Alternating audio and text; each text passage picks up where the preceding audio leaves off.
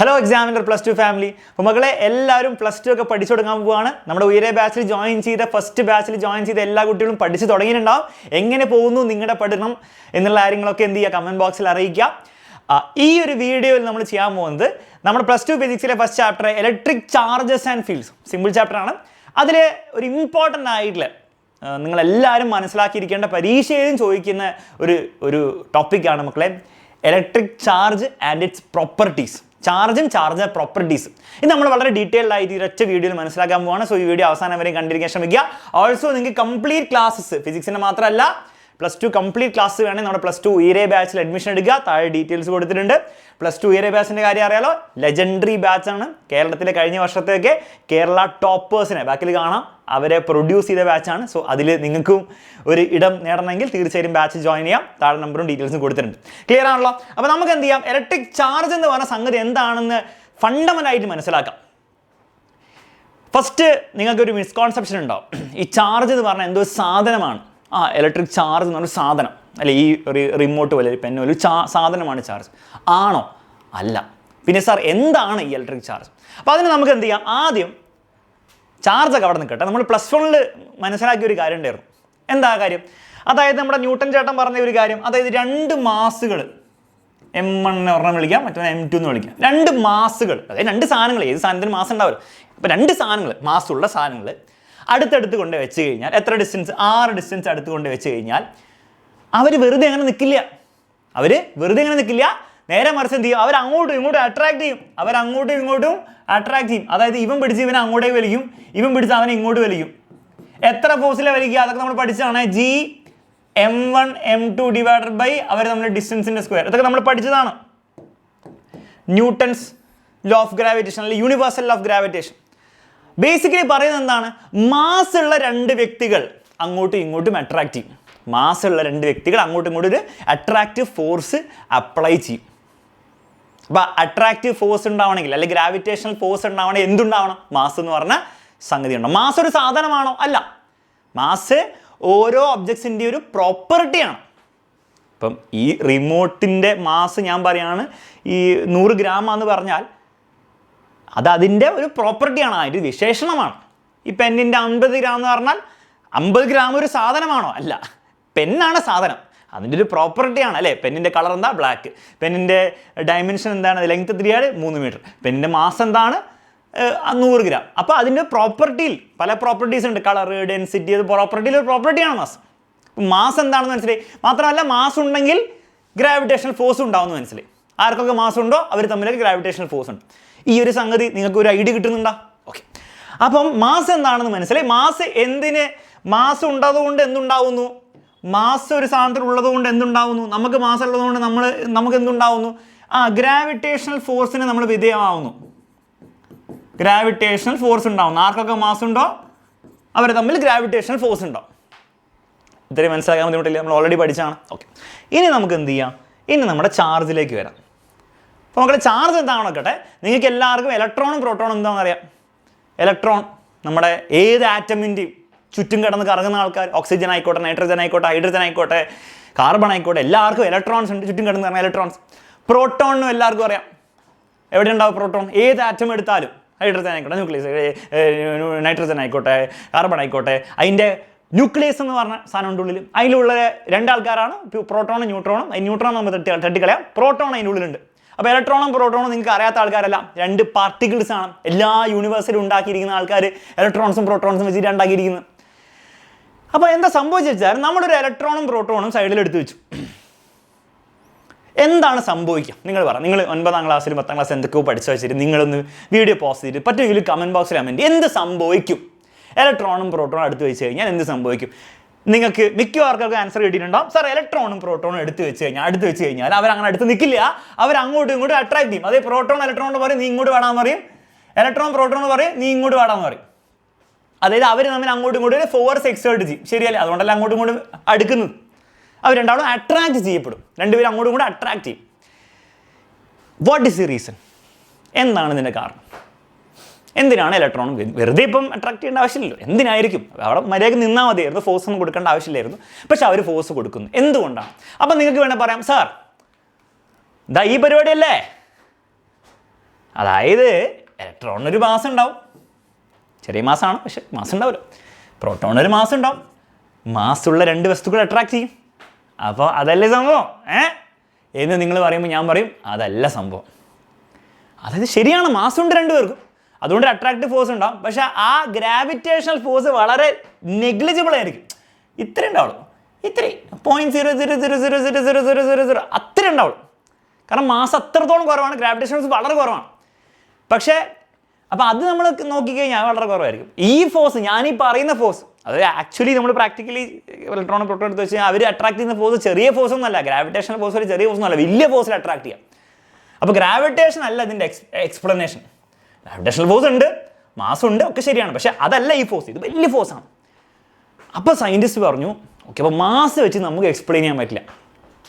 Mass ഉള്ളത് കൊണ്ടല്ല ഈ പുതിയ ഫോഴ്സ് വരുന്നത്. ഈ പുതിയ ഫോഴ്സ് എന്തുകൊണ്ടാണ് വരുന്നതെന്ന് അറിയോ? അതായത് ഈ ഇലക്ട്രോണിനും പ്രോട്ടോണിനൊക്കെ എന്തുണ്ട്? ചാർജ് എന്ന് പറഞ്ഞ വേറൊരു സംഗതി ഉണ്ട്. എന്തുണ്ട്? രണ്ടു പേർക്കും ചാർജ് എന്ന് പറഞ്ഞൊരു സംഗതി ഉണ്ട്. ആ ചാർജ് എന്ന് പറഞ്ഞ ഒരു സംഗതി എന്ന് പറഞ്ഞ ഒരു പ്രോപ്പർട്ടി, അത് ഉള്ളത് കൊണ്ടാണ് ഇവർ അട്രാക്റ്റ് ചെയ്യുന്നത്. ജസ്റ്റ് ലൈക്ക് മാസ് ഉള്ളത് കൊണ്ടാണ് രണ്ടുപേരും ഗ്രാവിറ്റേഷണൽ ഫോഴ്സ് വഴി അട്രാക്ട് ചെയ്യപ്പെടുന്നത്, അതുപോലെ തന്നെ ചാർജ് എന്ന് പറഞ്ഞൊരു പ്രോപ്പർട്ടി ഉള്ളത് കൊണ്ടാണ് അവരങ്ങോട്ടും ഇങ്ങോട്ടും ഇലക്ട്രോസ്റ്റാറ്റിക് ഫോഴ്സ് എന്ന് പറയും ഈ ഫോഴ്സിനെ. ഗ്രാവിറ്റേഷനേക്കാൾ വലിയ ഫോഴ്സാണ്, ആ ഫോഴ്സിൽ അട്രാക്ട് ചെയ്യപ്പെടുന്നത്. അപ്പം സർ, ചാർജ് എന്ന് പറഞ്ഞാൽ വെറുതെ ഒരു ആബ്സ്ട്രാക്റ്റ് ആയിട്ട് ഉണ്ടാക്കിയ വെറുതെ ഒരു സങ്കല്പമാണ്. അതെ, ചാർജ് എന്ന് പറഞ്ഞ സാധനമൊന്നുമല്ല. അത് ഇലക്ട്രോണിൻ്റെ ഉള്ളിൽ പോയി നിങ്ങൾ നോക്കിയാൽ നിങ്ങൾക്ക് ചാർജ് കണ്ടുപിടിക്കാൻ പറ്റില്ല. പ്രോട്ടോണിൻ്റെ ഉള്ളിൽ പോയി നിങ്ങൾ നോക്കി ചാർജ് എവിടെ നോക്കി പ്രോട്ടോൺ പറയും എനിക്കറിയില്ല പറയും. അത് നമ്മുടെ സങ്കല്പമാണ്. അങ്ങനെ സങ്കല്പിച്ചാൽ നമുക്ക് കാര്യങ്ങളൊക്കെ എക്സ്പ്ലെയിൻ ചെയ്യാം. അപ്പോൾ അവിടെ നിന്നാണ് മാസും സങ്കല്പമാണ്. ഇപ്പം എൻ്റെ മാസ് ഞാൻ നിങ്ങളോട് പറയുകയാണ് 70 കിലോ. എന്താണ് എൻ്റെ 70 കിലോ? എവിടെയെങ്കിലും 70 കിലോ നിങ്ങൾക്ക് തപ്പിയാൽ കിട്ടുമോ? ഇല്ല. നമ്മുടെ സങ്കല്പമാണ് മാസ്. അതെങ്ങനെയാണ് എത്തുന്നതിനുള്ള കുറച്ചുകൂടി കോംപ്ലിക്കേഷൻ ഉണ്ടായിട്ടുണ്ട്. പക്ഷേ അടിസ്ഥാനപരമായിട്ടൊരു സാധനമല്ല. അപ്പോൾ നമ്മൾ ഇലക്ട്രോണിന് ഇപ്പം ഈ പെന്നിന് ബ്ലാക്ക് കളറും എൻ്റെ ടീഷർട്ടിനും ബ്ലൂ കളറും ഒരു പ്രോപ്പർട്ടി അല്ലേ? പ്രോപ്പർട്ടീസ് അല്ല. അതുപോലെ ഇലക്ട്രോണിൻ്റെ പ്രോപ്പർട്ടി ഉണ്ട്, ഇലക്ട്രോണിന് ചാർജ് ഉണ്ട്. പ്രോട്ടോണിൻ്റെ പ്രോപ്പർട്ടി എന്താണ്? പ്രോട്ടോണിന് ചാർജ് ഉണ്ട്. അതിനും തരങ്ങളുണ്ട്. അതായത് ഇലക്ട്രോണിൻ്റെ ചാർജ് എന്താണെന്ന് നമ്മൾ പറയും, ഇലക്ട്രോണിൻ്റെ ചാർജ് നമ്മൾ നെഗറ്റീവ് എന്ന് പറയും. പ്രോട്ടോണിൻ്റെ അത് പോസിറ്റീവ് ആണെന്ന് പറയും. അതിനെന്തെങ്കിലും അർത്ഥമുണ്ടോ? ഇലക്ട്രോൺ എന്തെങ്കിലും മോശം ചെയ്തുകൊണ്ടാണോ, അവൻ ജയിലിൽ പോയി കിടന്നുകൊണ്ടാണോ നമ്മൾ നെഗറ്റീവ് ചാർജ് കൊടുക്കുന്നത്? അതൊന്നുമല്ല, അങ്ങനെ കൊടുത്തു. പ്രോട്ടോൺ എന്തെങ്കിലും നല്ല കാര്യം ചെയ്തുകൊണ്ടാണോ പോസിറ്റീവ്? അല്ല, അത് അങ്ങനെ കൊടുത്തു. മനസ്സിലാവുന്നുണ്ടോ? അപ്പോൾ അങ്ങനെ നമ്മൾ ചാർജിന് സൈനും കൂടി കൊടുക്കും. മൈനസ് ചാർജും ഉണ്ട്, പോസിറ്റീവ് ചാർജും ഉണ്ട്. അപ്പോൾ എന്താണ് ചാർജ് എന്ന് ചോദിച്ചാൽ നിങ്ങൾ എന്താ പറയേണ്ടത്? ചാർജ് ഒരു സാധനമാണോ? അല്ല. ചാർജ് എന്താണ്? Charge is A property. ഒരു പ്രോപ്പർട്ടിയാണ്. കളറും ലെങ്ത്തും സൈസും മാസും ഒക്കെ പോലെ ഒരു പ്രോപ്പർട്ടിയാണ് ഓഫ് മാറ്റർ. എല്ലാ മാറ്ററിനും ഉണ്ടാകുന്ന പ്രോപ്പർട്ടിയാണ്. അത് എന്തിന് കാരണക്കാരനാവുന്നു? ചാർജ് ഉള്ളതുകൊണ്ട് എന്തുണ്ടാവുന്നു? മാസ് ഉള്ളതുകൊണ്ട് ഗ്രാവിറ്റേഷൻ ഫോഴ്സ് ഉണ്ടാവുന്ന പോലെ ചാർജ് ഉള്ളത് കാരണം എന്തുണ്ടാവുന്നു? എന്ത് ഫോഴ്സ് ഉണ്ടാവുന്നു? ഇലക്ട്രോസ്റ്റാറ്റിക് ഫോഴ്സ് എന്ന് പറഞ്ഞൊരു ഫോഴ്സ് ഉണ്ടാവുന്നു, വലിയ ഫോഴ്സ് ഉണ്ടാവുന്നു. ഗ്രാവിറ്റേഷൻ ചെറിയ force. which gives rise to electrostatic force. Charge is a property of matter which gives rise to. അത് എന്തിന് കാരണമാവുന്നു? ഇലക്ട്രോസ്റ്റാറ്റിക് ഫോഴ്സിന് കാരണമാവുന്നു. അങ്ങനത്തെ ഒരു പ്രോപ്പർട്ടിനെയാണ് നമ്മൾ എന്ത് വിളിക്കുക? ചാർജ് എന്ന് വിളിക്കുക. സംഗതി മനസ്സിലാവുന്നുണ്ടോ? ഇതൊന്നും ഇങ്ങനെ പറയേണ്ട ആവശ്യമുണ്ടോ? ഇല്ല. ചാർജ് എന്ന് പറഞ്ഞൊരു പ്രോപ്പർട്ടിയാണെന്ന് പറഞ്ഞിട്ട് അതിന് ഇക്വേഷനിലേക്ക് കടന്നാൽ മതി.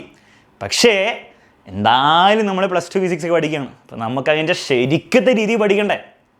ഇതാണ് ഫണ്ടമെൻ്റൽ രീതി. പഠിക്കുമ്പോൾ ഇതിങ്ങനെ തന്നെ പഠിക്കണം. ഞാനിങ്ങനെ പഠിപ്പിക്കുള്ളൂ. ഓക്കെ, നിങ്ങൾ വേണം കേൾക്കാം. അല്ലെങ്കിൽ എനിക്ക് മറ്റു പഠിപ്പിക്കാൻ അറിയാം, അടുത്ത ഇക്വേഷനിൽ കിടക്കും. പക്ഷേ നമ്മൾ പഠിക്കുമ്പോൾ ഇത് പഠിക്കണം. എന്തായാലും തുടക്കമാണ്. റെഡി? ഓക്കെ മക്കളെ, ചാർജിനും സിമ്പിൾ ഉണ്ട്. സർ എന്താ അതിൻ്റെ അർത്ഥം? അപ്പം നിങ്ങൾക്ക് എല്ലാവർക്കും അറിയാം, നമ്മൾ മാസ് വെറുതെ എപ്പോഴും M1 എന്ന് പറഞ്ഞിങ്ങനെ വെക്കുകയല്ല ചെയ്യുക. ഒരാൾക്കാർക്ക് മാസിനെ നമ്മൾ എന്ത് ചെയ്യും? 2 കിലോ 3 കിലോ എന്ന് കാണിക്കില്ലേ? അപ്പോൾ എൻ്റെ മാസ് 2 കിലോ എന്ന് പറയുമ്പോൾ ഞാൻ എന്താ പറയുക? എൻ്റെ അലക്സ് സാറിൻ്റെ മാസ് M = 2 കിലോ എന്ന് പറയും. അതുപോലെ ഒരാൾക്കാർക്ക് ഇലക്ട്രോൺ ആയിക്കോട്ടെ പ്രോട്ടോൺ ആയിക്കോട്ടെ ചാർജ് ഉണ്ടാവില്ലേ? ചാർജ് നമ്മൾ M വെച്ച് കാണിക്കില്ല, നമ്മൾ വെച്ച് കാണിക്കും Q വെച്ച് കാണിക്കും. ഒരാളുടെ ചാർജ് നമ്മൾ Q = അവൻ്റെ ചാർജ് എന്ന് പറഞ്ഞാൽ Q ആണ്. അപ്പോൾ Q എന്ന് പറഞ്ഞാൽ എന്താണ് മക്കളെ? ചാർജാണ്. ക്യാപിറ്റൽ Q ഉപയോഗിക്കുക കേട്ടോ. സ്മോൾ Q ക്യാപിറ്റൽ Q രണ്ടും സെയിം തന്നെയാണ്. Q = 2 കിലോ എന്നാണോ പറയാം? ഇല്ല, കിലോ മാസിൻ്റെ യൂണിറ്റ് ആണ്. 2 ലിറ്റർ എന്ന് പറയുമോ? ഇല്ല, ലിറ്റർ വോളിയത്തിൻ്റെ യൂണിറ്റ് ആണ്. അപ്പം ചാർജിൻ്റെ യൂണിറ്റ് എന്താണ്? കുളോംബ്. സ്പെല്ലിംഗ് ശ്രദ്ധിച്ചോ? COULOMB. ഇവിടെ OU ഉണ്ട്, ഇവിടെ LOO ഉള്ളൂ. ശ്രദ്ധിക്കുക കേട്ടോ, എല്ലാവരും തെറ്റിക്കുന്ന സംഭവമാണ്. കുളോംബ് അഥവാ സി അതിൻ്റെ സിമ്പിൾ. അപ്പോൾ ചാർജ് Q = 3 കുളോം അല്ലെങ്കിൽ 4 കുളോം, മൈനസ് കുളോം അല്ലെ -2 കുളോം, -10 കുളോം. മൈനസ് ചാർജും പോസിബിൾ ആണ്. എന്താ സാർ എടുത്തു പറയാൻ കാരണം? മൈനസ് മാസ് പോസിബിൾ ആണോ? ഞാൻ നിങ്ങൾക്ക് പറയുകയാണ് -10 kilo not possible. Negative mass possible അല്ല, പക്ഷെ നെഗറ്റീവ് ചാർജ് പോസിബിൾ ആണ്. മനസ്സിലാവുണ്ടല്ലോ? അപ്പം നെഗറ്റീവ് വോള്യൂം പോസിബിൾ അല്ലേ, -3 ലിറ്റർ ഒരു സങ്കല്പം മാത്രമേ ഉണ്ടാവുള്ളൂ, അതിൽ റിയാലിറ്റി ഇല്ല. -10 കിലോ, 10 കിലോ കുറച്ചു എന്ന് വേണേൽ പറയാം, പക്ഷേ -10 കിലോ മാസമുള്ള സാധനം ഉണ്ടോ? ഇല്ല. ഇന്നേ വരെ ഡിസ്കവർ ചെയ്തില്ല, ഇല്ല എന്ന് പറയാൻ പറ്റില്ല കേട്ടോ, ഡിസ്കവർ ചെയ്തില്ല. ഓക്കെ, പക്ഷേ മൈനസ് ചാർജ് ഉണ്ട്. ആർക്കാണ് മൈനസ് ചാർജ് ഉള്ള ഒരു എക്സാമ്പിൾ പറ? ഇലക്ട്രോൺ. പോസിറ്റീവ് ചാർജ് ഉള്ള പ്രോട്ടോൺ. ചാർജിൻ്റെ യൂണിറ്റ് കൂളുംബാണ്. കൂളുംബിലാണ് നമ്മൾ എന്ത് ചെയ്യുക, എക്സ്പ്രസ് ചെയ്യുക. ഇത്രയും കാര്യങ്ങൾ മനസ്സിലായി. ഇനി നമ്മൾക്ക് എന്ത് ചെയ്യാം, പ്രോട്ടോണിൻ്റെയും ഇലക്ട്രോണിൻ്റെയും ചാർജിൻ്റെ വാല്യൂ. ഇപ്പം നിങ്ങൾ വിചാരിക്കുന്നുണ്ടോ സാർ ഇലക്ട്രോണിൻ്റെത് -1 കൂളുംബായിരിക്കുമോ, പ്രോട്ടോണിൻ്റെ +1 കൂളുംബായിരിക്കും എന്ന് വിചാരിക്കും. പക്ഷെ അങ്ങനെ വിചാരിക്കരുത്. കാരണം ഇലക്ട്രോണിൻ്റെ ചാർജ് എന്താണ്? ചാർജ് ഓഫ് ഇലക്ട്രോൺ QE എന്താണ് മക്കളെ? It is 1.6 × 10⁻⁻19 കൂളും. ഒരു നെഗറ്റീവ് സൈനും കൂടി ഇടുക, കാരണം നെഗറ്റീവ് ചാർജ് ആണല്ലോ. ഓക്കെ, അപ്പോൾ ഈ നമ്പർ വളരെ ചെറുതാണ്, 0.0000, അങ്ങനെ 18 0 കഴിഞ്ഞിട്ടാണ് 16. അപ്പോൾ വളരെ തുച്ഛമായിട്ടുള്ള ചാർജ് ആർക്കുള്ളൂ? ഇലക്ട്രോൺ ഉള്ളൂ. പക്ഷെ എന്നാലും ഭയങ്കര ഫോഴ്സ് ആയിരിക്കും. അപ്പം നിങ്ങൾ മനസ്സിലാക്കേണ്ടത് ചാർജ് വളരെ കുറവാണെങ്കിൽ ഇലക്ട്രോസ്റ്റാറ്റിക് ഫോഴ്സ് ഭീകര ഫോഴ്സാണ്, ഗ്രാവിറ്റി പോലും ഒന്നല്ല. ഓക്കെ, കാരണം ഗ്രാവിറ്റേഷണൽ ഫോഴ്സ് വീക്ക് ഫോഴ്സ് ആണ്. എന്തുകൊണ്ടാണ് നിങ്ങൾ എങ്ങനെ മനസ്സിലാവുക? എനിക്കിപ്പോൾ 80 കിലോ മാസ് ഉണ്ട്, എനിക്കിപ്പോൾ 65 കിലോ മാസ് ഉണ്ട്, അലൻ സാറിന് 68 കിലോ മാസ് ഉണ്ട്. ഞങ്ങളുടെ ആൾ അടുത്തടുത്ത് നിന്ന് നിങ്ങൾ അട്രാക്റ്റ് അവിടെ ആവുമോ? ഇല്ല. കാരണം എന്താണ്? ഫോഴ്സ് ഇല്ലാത്തതുകൊണ്ടാണോ? അല്ല, ഫോഴ്സ് ഉണ്ട്, പക്ഷെ വളരെ വീക്കാണ്. താഴത്തെ ഫ്രിക്ഷണൽ ഫോഴ്സ് ആണ് ഞങ്ങളുടെ അട്രാക്റ്റീവ് ഫോഴ്സിന്, ഗ്രാവിറ്റേഷണൽ ഫോഴ്സിനാണ് കൂടുതൽ. അപ്പോൾ ഇത്രയും മാസ് ഉണ്ടായിട്ട് പോലും കാര്യമായ ഗ്രാവിറ്റേഷൻ ഫോഴ്സ് ഇല്ല. കാര്യമായ ഗ്രാവിറ്റേഷൻ ഫോഴ്സ് എപ്പോഴാണ് വരിക? സണ്ണും എർത്തും തമ്മിൽ, അല്ലെ എർത്തും മൂണും തമ്മിൽ. അത്രയ്ക്ക് മാസം ഉണ്ടെങ്കിൽ ഗ്രാവിറ്റേഷൻ ഫോഴ്സ് ഫീൽ ചെയ്യാൻ പറ്റും. പക്ഷേ ഇലക്ട്രോസ്റ്റാറ്റിക് ഫോഴ്സ് അങ്ങനെയല്ല. ഇത്ര ചെറിയ ചാർജ് ഉണ്ടെങ്കിൽ തന്നെ ഇലക്ട്രോസ്റ്റാറ്റിക് ഫോഴ്സ് ഫീൽ ചെയ്യാൻ പറ്റും. പ്രോട്ടോണിൻ്റെ ചാർജ് എത്രയാണ്? നേരെ ഇതേ സാധനം തന്നെ നേരെ പോസിറ്റീവ് ആക്കുക.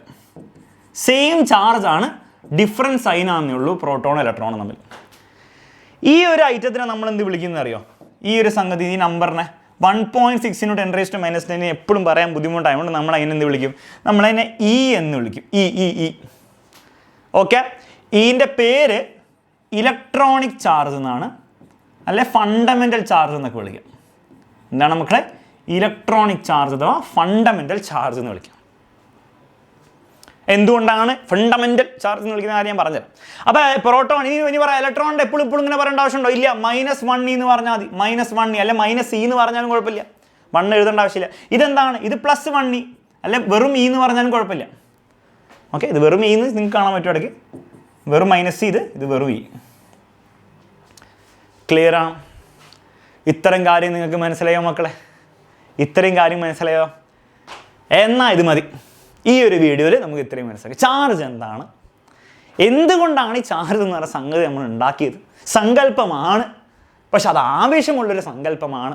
അതുകൊണ്ട് പല കാര്യങ്ങളും നമുക്ക് മനസ്സിലാക്കാൻ പറ്റും. യൂണിവേഴ്സിനെ പറ്റി തന്നെ ഫണ്ടമെൻ്റലായിട്ട് നമുക്ക് വേണ്ട ഒരു കാര്യമാണത്. ഒരു ഇലക്ട്രോണിൻ്റെയും പ്രോട്ടോണിൻ്റെയും ചാർജ് എന്താണ്, ചാർജിൻ്റെ SI യൂണിറ്റ് എന്താണ്, അതിൻ്റെ സിമ്പിൾ എന്താണ്, എല്ലാ കാര്യവും നമ്മൾ എന്ത് ചെയ്തു മനസ്സിലാക്കിയിട്ടുണ്ട് ഈ ഒരൊറ്റ ക്ലാസ്സിൽ. ഇനി വേണം ഒരു കാര്യം കൂടെ ഞാൻ മനസ്സിലാക്കിക്കാൻ വേണ്ടി ശ്രമിക്കാനല്ല, പറഞ്ഞുതരാം. ഡയമെൻഷൻ ഓഫ് ചാർജ്, അതും കൂടി നിങ്ങൾ പറ. എന്തായാലും പരീക്ഷ ചോദിക്കാൻ ചാൻസ് ഉള്ള സംഗതിയാണ് dimension of charge, dimensional formula. അപ്പോൾ അതിന് നിങ്ങൾ മനസ്സിലാക്കേണ്ടത് കറണ്ടും ചാർജുമായിട്ടുള്ള ഇക്വേഷൻ നിങ്ങൾ ഓർക്കണം. കറണ്ട് എന്ന് പറഞ്ഞാൽ എന്തായിരുന്നു മക്കളെ? It is charge per time, per second എത്ര ചാർജ് ഒഴുകി പോകുന്നു അതിനെയാണ് കറണ്ട് എന്ന് വിളിക്കുക.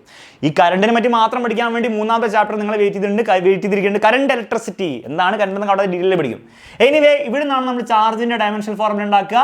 ചാർജ് ഈസ് ഈക്വൽ ടൈമോടെ കൊണ്ട് IT വരും. ഡയമെൻഷണൽ ഫോർമുല ഓഫ് കറണ്ട് എന്താണ്? A വെച്ചിട്ട് നമ്മൾ റെപ്രസെൻറ്റ് ചെയ്യുക, I വെച്ചിട്ടും റെപ്രസെൻറ്റ് ചെയ്യുക കേട്ടോ. A എങ്ങനെയാണ് വന്നത്? ആംബിയർ അതിൻ്റെ യൂണിറ്റ് ആണല്ലോ, ഇൻറ്റു ടൈം. സോ ചാർജിൻ്റെ ഡയമെൻഷണൽ ഫോർമുല എന്താണ് മക്കളെ? ആംബിയർ ടൈം അഥവാ AT എന്നാണ്. ഒന്ന് പഠിച്ചു വെക്കുക, പരീക്ഷ ചോദിക്കുകയാണ്, എഴുതി വെക്കുക. അപ്പോൾ ഈ ഒരു വീഡിയോയിൽ നമുക്ക് ഇത്രയും പഠിച്ചാൽ മതി. അടുത്ത ക്ലാസ്സിൽ നമുക്ക് എന്ത് ചെയ്യാം? ചാർജിൻ്റെ പ്രോപ്പർട്ടീസ് എന്താണ്, അതായത് ഈ ചാർജ് തോന്നിയ പോലെ അല്ല, മാസ് പോലെ ഒന്നല്ല. നിങ്ങൾ വിചാരിക്കുക സാർ മാസ് പോലത്തെ മറ്റൊരു സാധനം ചാർജ്, ഇങ്ങനെ നിങ്ങൾ അവനെ അങ്ങോട്ട് തരം താഴ്ത്താൻ വരട്ടെ. ഈ ചാർജിൻ്റെതായ കുറച്ച് പ്രോപ്പർട്ടീസ് ഉണ്ട്. ആ പ്രോപ്പർട്ടീസ് അവൻ ഒബേ ചെയ്തിട്ടേ ഉള്ളൂ പരിപാടി. അതായത് യൂണിവേഴ്സിൽ അങ്ങനെ പറ്റുള്ളൂ. എന്താണെന്നുള്ള കാര്യങ്ങളൊക്കെ നമുക്ക് എന്ത് ചെയ്യാം, നമുക്ക് അടുത്ത ക്ലാസ്സിൽ ചർച്ച ചെയ്യാം. ഈ ക്ലാസ് നിങ്ങൾക്ക് യൂസ്ഫുൾ ആയെങ്കിൽ, ഈ ഒരു സീരീസ് മുന്നോട്ട് കൊണ്ടുപോകണം നിങ്ങൾക്ക് ആഗ്രഹമുണ്ടെങ്കിൽ തീർച്ചയായും കമൻറ്റ് ബോക്സിൽ അറിയിക്കുക. നമുക്ക് അടിപൊളിയായിട്ട് പഠിച്ചെടുക്കാം +2. ഓക്കെ, അത്രേ പറയാനുള്ളൂ മക്കളെ. Bye bye, take care. കൂടുതൽ ക്ലാസ്സസ് വേണമെങ്കിൽ, ഫുൾ ക്ലാസ്സസ് വേണമെങ്കിൽ ഇതേപോലത്തെ ക്ലാസ് തന്നെയായിരിക്കും നിങ്ങളുടെ ആപ്പിൽ ഉണ്ടാവുക. ഫുൾ സാധനം പഠിക്കണമെങ്കിൽ ബാച്ചിൽ ജോയിൻ ചെയ്യാം. കൂടുതലൊന്നും പറയുന്നില്ല. അടുത്ത വീഡിയോയിൽ കാണാം. Bye bye.